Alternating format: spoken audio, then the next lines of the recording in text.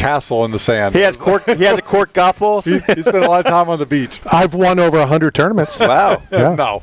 Wow, that's incredible. My team has won over 100 tournaments. That's the correct answer. His team. Oh my God, that whole Donald Trump, Joe Biden thing about Andy. I was laughing. That was the most entertaining part of that whole debate.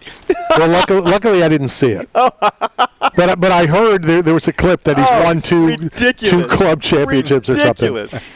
Anyway, it's important. You making fun of Tiger, Steve Monroe? No.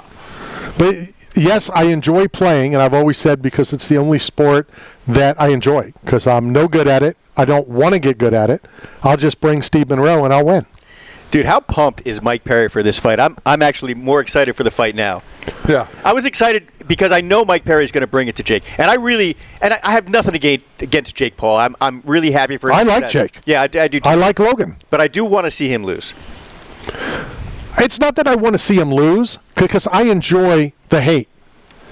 Because I've received so much of it. I like hate. But I actually respect the guy. I really do. Like, what he's done is far surpasses the money I ever made in my career. He's just incredible. He's an incredible marketer, incredible with the platform. He knows what he's doing. But he's got his hands full with Mike Perry. Since I did neglect, and honestly, I was going to say something when you said about the steroids and you're all for it and all that kind of stuff. I was going to bring up, except in combat sports. Yeah. But I'm so glad I didn't, because now both of you are going to take a punch in the face from Mike Perry. I'll take it.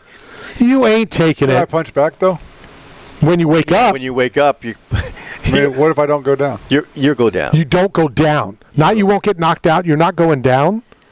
Your house versus mine. Listen, I'm not letting Mike Perry punch me. With family in it. No, I don't want your family. I'm not letting Mike Perry punch me in the face. I'm not signing. First of all, it's not your house. I'll take my chances. It's not your house. I'm a force. A force of what? Stupidity? You think you can... Can I punch back?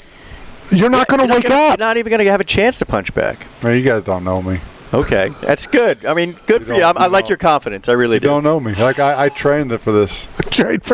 You trained for getting punched in the face by Mike Perry? I trained for getting punched by anybody. You don't get to pick the size of your opponent in the street. You won't get the wind knocked out. You got no lungs. We're fighting underwater, though. The impact's a lot less underwater. I'm like a tadpole. I have a friend of mine who's willing to bet, just like this guy across from me, all sorts of things. And he's willing to wager that these fights in the past have been scripted. Okay?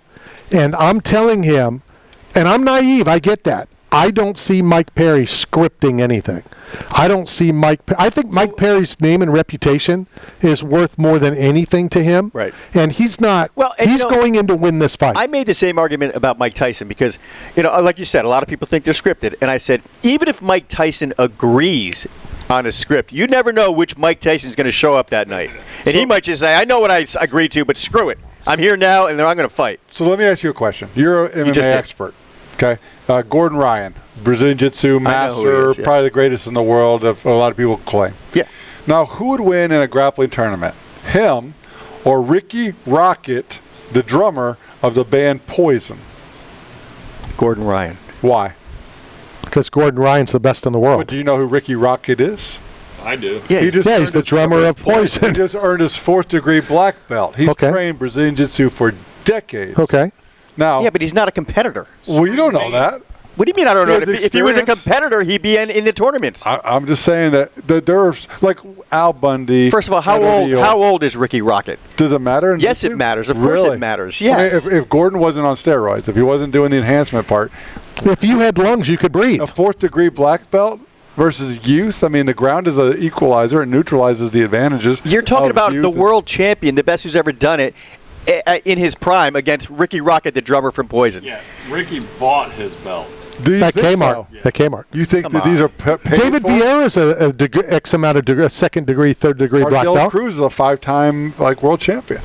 David Vieira just won the Worlds. Yeah, I'll say Gordon Ryan. Really? Yeah. Is it because of steroids? Is that why he's better? No, it's got nothing to do with steroids. But you're bringing up a rock star versus a professional fighter. Like, come on, man. Really? A 4th degree black belt? I mean, decades of studying the art.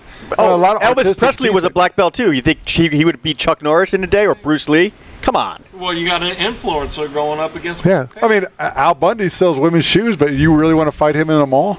Oh no, he's great. And O'Neal is a bad mother. But he's also 6'7". He's a big dude. Is he really that tall? Oh yeah, he's. I never knew he was that tall. Yeah, he's a big dude, and he's one of Hickson's students.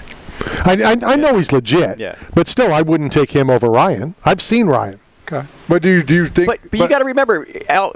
I was going to call him Al Bundy. Al Bundy. Ed O'Neal. Ed O'Neal. He's he's in his 60s, man. Dude, when you get that age, how old are you? I'm 48. All right, I'm 55. I've got like 2 minutes in me in a fight. Right. If I don't win within 2 minutes, I might as well just throw in the towel. Well, it's not how good you can fight; it's how long can you fight good. Right. I mean, that's why you got to train and be. I mean, hopefully I'll knock him out in the first minute. Otherwise, I'm in trouble, or I submit him in the first minute.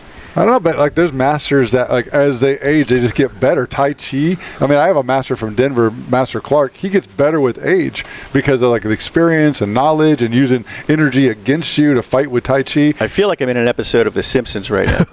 No, I've never seen The Simpsons. It's pretty funny, actually. It is. It's a great show. Anyhow, no, you're drawing straws here. You're really going to bring up Ricky Rocket. So Ricky Rocket versus Gordon. Can we at least say how great it is that like people in different industries yes, fall I think in it's love wonderful. with the martial art? Yeah, that's great. Yeah, Al Pitrelli is the lead guitarist and the music director for Trans-Siberian Orchestra. He was in St. Louis, and I'm friends with Al and this guy named Derek Sherinian. He's a keyboard player for Sons of Apollo and Dream Theater, and they went to Berklee School of Music together, Al and Derek. So Derek calls Al and said, hey, Mike's in St. Louis with his kids. Can you hook him up with 3 tickets? He goes, sure, but Mike's got to bring his Muay Thai pads because I need to work out before the show. Wow. Awesome. And he was great. And he's like 63 years old. He was popping those pads, boom, boom, boom, boom. Good kick, sharp. I was really impressed. Then he went out and led Trans-Siberian Orchestra, one of the greatest shows I've ever seen. And I was like, this is amazing. But yeah, so I admire anybody who does martial arts. Anybody. They don't have to be celebrities and musicians. Right. But what's cool is like as you guys know, when you grapple, you lose everything. Like you're so focused on offense or defense, of not going to sleep, or you're inflicting your game plan or defending against the opponents.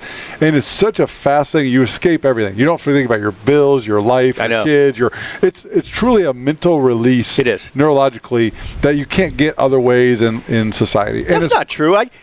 If I'm shoveling snow in my driveway, I forget about everything else. I'm just shoveling snow. Really? Yep. I can put my headphones in. I don't care if my phone's ringing. I don't care if my email's going off. Okay. I don't care if my wife's calling me. I'm shoveling snow. And that's therapeutic for me.